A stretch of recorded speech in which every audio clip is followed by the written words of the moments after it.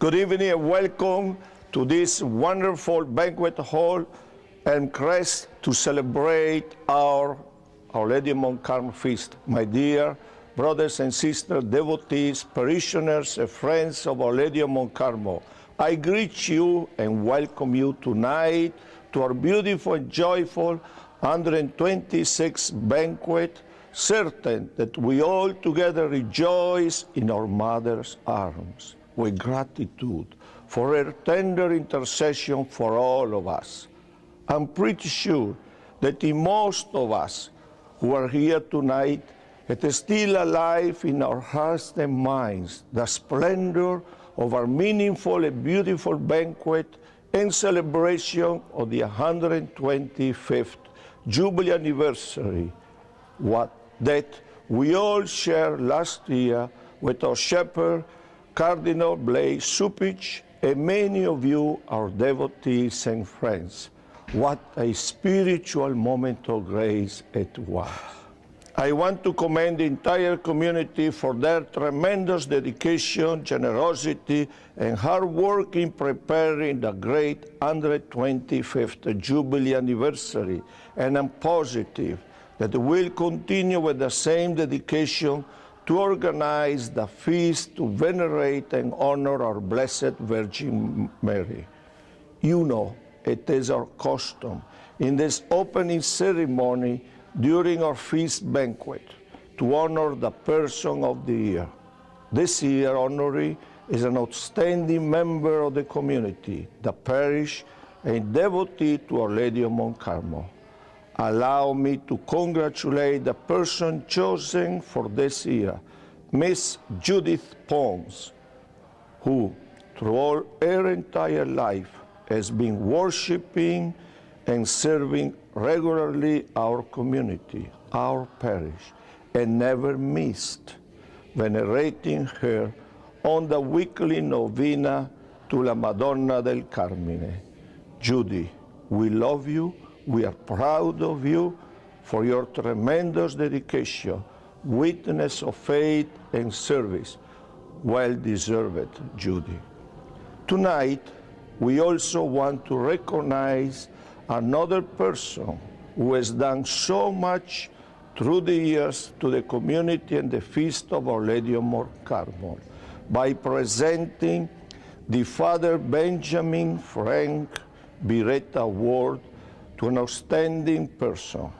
Please join me in congratulating the recipient of Biretta Award, the architect, Mr. Victor Nicodem, for his remarkable dedication to treasure the history and the archive of our community.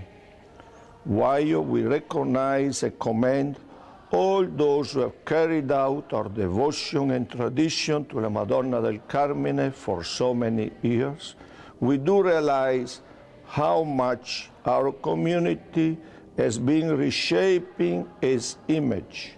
Believe me, as we enter in a new quarter of century, we are more than ever counting on our efforts to continue supporting our dedication in celebrating the feast of Our Lady, to make us proud of our culture and spiritual heritage, as we put the entire parish community under the patronage of Our Lady of Mount Carmel. This year, our July celebrations, we start with a novena that we will be praying every night from the 5th to the 13th of July at 7:30 p.m. in the church, followed by a coffee and a short social. Once again, the Caliendos Band will march through the streets, the presentation of the Society's banners, the offering of the roses, the memorial service of the deceased members of the Feast Committee, the traditional Sunday morning Mass, followed by the short procession, the noon outdoor Mass, followed by the procession and benediction in church, will be taking place as usual.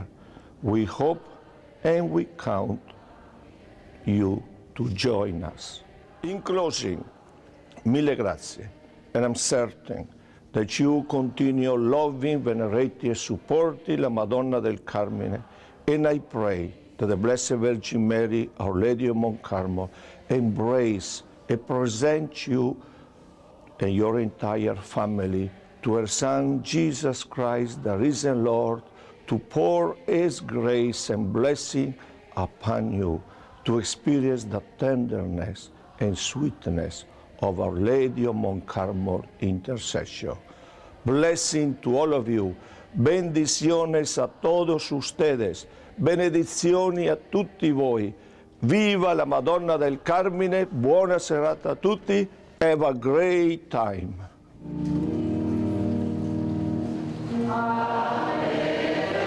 Victor Nicodemo was born in a small town in Calabria, Italy, son of the late Giovanni and Maria Concetta. Due to complications relating to the immigration laws of the time, he immigrated to the United States at the age of 15, the last of the Nicodemo family. He attended Our Lady of Sorrows Grammar School, St. Philip High School, and obtained a 5-year degree in architecture from the University of Illinois at Champaign. He successfully enjoyed a lifelong career in his profession. After graduation, his first job was with Standard Oil, later acquired by BP, where he managed the construction of service buildings. Later, he worked as managing architect, developing shopping centers. Most notably, he spent 20 years as supervising architect of store planning at Dominic's Finer Foods. In his spare time, Victor also worked on residential projects. Victor married Teresa in 1974, and shortly after they moved to Melrose Park. They joined Our Lady of Mount Carmel Parish and were happy to see that there was an Italian Mass. Their 3 children, Mark, Marilyn, and Rosanna, attended Our Lady of Mount Carmel School and were excellent students. Mark and Rosanna were altar servers, and Marilyn was a reader at the Italian Mass. Teresa was an active member of the school board and is still a reader at Mass. Victor is now a proud grandfather of 3. In 1997, Father Vincent Gennardo asked Victor to be part of the feast committee. Victor was happy to accept, as he and his family were devoted to Our Lady of Mount Carmel. For all these years, he has been proud to be a member of the committee and has tried to implement new ideas and improvements to help the church. The annual feast is the highlight of his year, and he especially enjoys the novena. He looks forward to this great event, which is made possible by the hard work of many members. Beginning with Father Luigi Gandolfo, Victor was asked to provide drawings to build additional public restrooms. He also created the present system of listing Mass intentions requested during the feast, which are now read on the 3rd Sunday of every month. With Father Claudio Holzer, Victor helped with the exterior work being done to the church piazza, eliminating the existing curved drive and erecting a more suitable vehicle drop-off along Augusta Drive. Victor and Father Claudio also conducted extensive research on our foundress, Emanuela De Stefano, and gathered more information about the early days of the church. Victor intends to continue the research about our beginnings. He also created an archive room, which few parishes have, whose purpose is to protect things of value, such as old documents, pictures, and records. For several years, Victor and his daughter Marilyn worked together to create professional calendars with beautiful pictures of the church, listing many church events and religious holidays. In 2008, Victor had a vision to improve the appearance of the candle cabinets used during the feast. With the help of Bruno Floretta and Mark Pescatelli, they built beautiful professional wood cabinets with effective built-in drawers. The requested donation amount for the candles was raised at once from $2 to $5, generating more revenue for the feast. As a precaution, Victor purchased a water sprayer to be kept on the altar. It proved to be valuable that year when one of the feast committee members' shirts caught fire. For many years, he worked on the feast booklet and created a procession map, providing detailed information about the timing and the route along Melrose Park streets. He also added a page in the Italian language. Victor wrote a helpful article explaining how to include Our Lady of Mount Carmel in a parishioner's estate planning. This legal information is listed annually in the Feast Bulletin in all 3 languages. In 2016, Victor proposed adding an honorary street sign named after foundress Emanuela De Stefano on 24th Avenue, as well as erecting a monument where the original chapel was built. Victor got approval from Mayor Ron Serpico, who generously donated the cost of the monument. Father Miguel Alvarez told Victor that he wished to complete the projects in time for the 125th anniversary of the feast in 2018. Victor is touched to receive the Barreto Award. He would like to thank the Feast Committee, Father Giovanni Bazzotto, and all those who have supported Victor's work in the parish over the years. Most of all, he would like to thank Our Lady of Mount Carmel for providing strength to the Feast Committee to continue their work.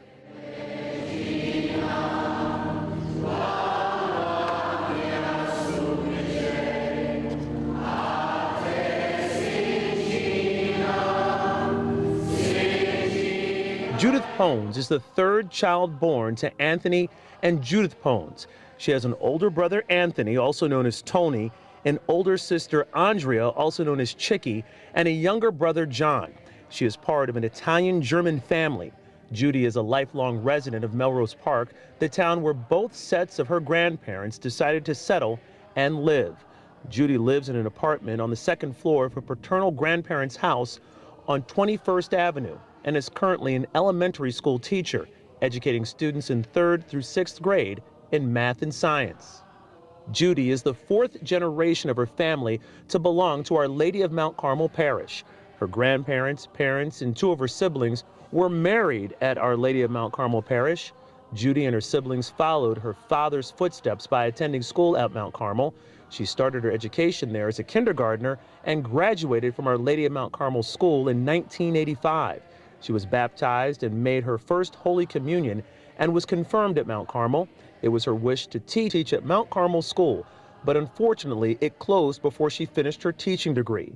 Judy is an active member of the parish and regularly attends Mass and Wednesday Novena there. She currently serves on the Parish Finance Committee, is the president of the Altar and Rosary Society, is a lector, and also serves on the Parish Social Committee.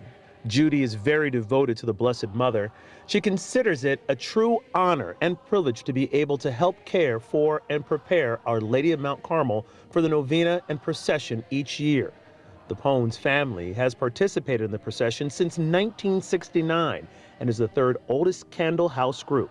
Judy's mom, Judy Sr., made the candle house each year and had a wonderful group of ladies that helped and walked with the family each year.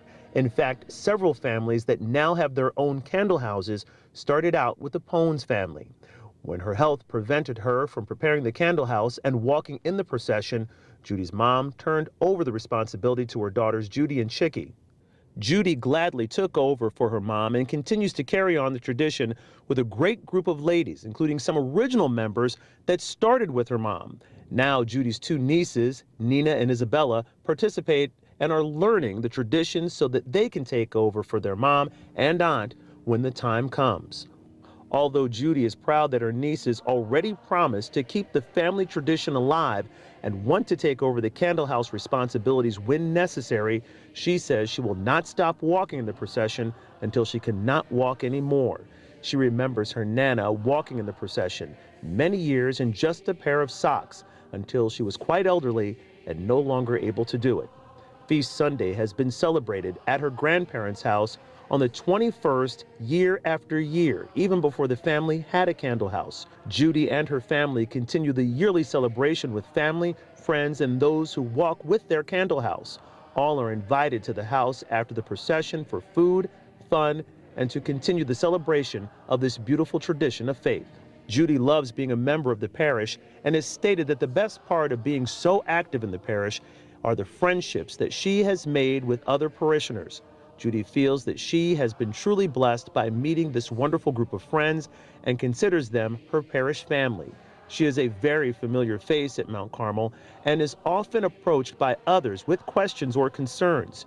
Judy does her best to answer or point the person in the right direction to getting an answer or finding a solution to a problem. She is very committed to supporting the growth and longevity of the parish.